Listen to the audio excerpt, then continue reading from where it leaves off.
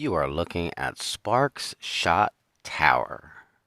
This was the country's first shot tower, built in 1808 by Thomas Sparks and John Bishop.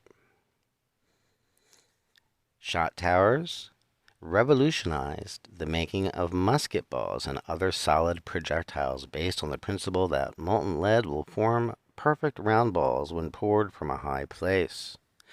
It revolutionized the way we made bullets. This was built about 10-15 years after the nation had been formed.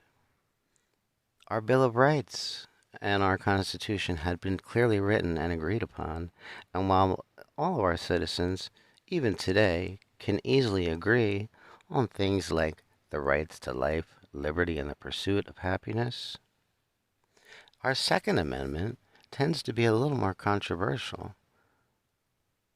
A well-regulated militia being necessary to secure the freedom of a state, the right of the people to keep and bear arms shall not be infringed.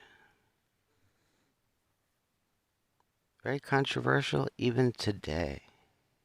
This being the first shot tower built in our nation is very thought-provoking. It looks like a simple smokestack, an industrial smokestack, but it's not.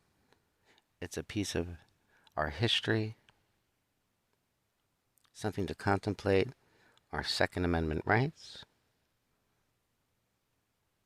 Some would say it was written for militias, and that arms don't necessarily belong in dense urban areas. Here we are in a dense urban area where bullets were manufactured in mass quantities. Shot Tower was in operation until about 1908. Today, the historic Queen Village section of South Philadelphia houses this treasure, and while the tower has survived, the property is now a recreation center. Just another way of Philadelphia multi-purposing some of its national treasures.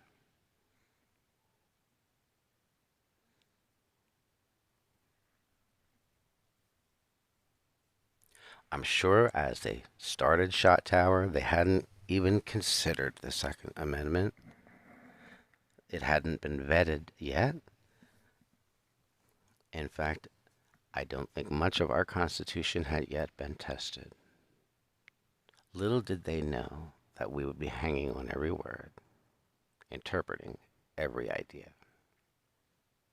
What are your thoughts? If you like this video, please subscribe and learn everything Philadelphia. Sparks Shot Tower, Queen Village, South Philadelphia. The right to bear arms.